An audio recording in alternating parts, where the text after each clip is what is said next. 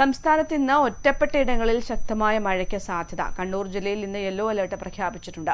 കേരള തീരത്ത് ഉയർന്ന തിരമാലയ്ക്കും കടലാക്രമണത്തിനും സാധ്യതയുണ്ടെന്നും മുന്നറിയിപ്പുണ്ട്. സംസ്ഥാനത്ത് വരും ദിവസങ്ങളിലും ഒറ്റപ്പെട്ടയിടങ്ങളിൽ ശക്തമായ മഴയ്ക്ക് സാധ്യതയുണ്ടെന്നും കേന്ദ്ര കാലാവസ്ഥാ വകുപ്പ് മുന്നറിയിപ്പ് നൽകി. ഒറ്റപ്പെട്ടയിടങ്ങളിൽ അതിശക്തമായ മഴയ്ക്കുള്ള സാധ്യതയാണ് പ്രവചിച്ചിരിക്കുന്നത്. 24 മണിക്കൂറിൽ 115.6 മില്ലിമീറ്റർ മുതൽ 204.4 മില്ലിമീറ്റർ വരെ മഴ ലഭിക്കാനുള്ള സാധ്യതയുണ്ട്. എന്നാൽ കാലാവസ്ഥാ വകുപ്പിന്റെ അവസാന മുന്നറിയിപ്പ് പ്രകാരം കണ്ണൂർ ജില്ലയിൽ മാത്രമാണ് യെല്ലോ അലർട്ട് പ്രഖ്യാപിച്ചിരിക്കുന്നത്. ചുരുങ്ങിയ സമയത്തിനുള്ളിൽ കൂടുതൽ മഴ പെയ്യാനുള്ള സാധ്യത കണക്കിലെടുത്ത് മലയോര മേഖലകളിലടക്കം ജാഗ്രത വേണമെന്നാണ് നിർദ്ദേശം.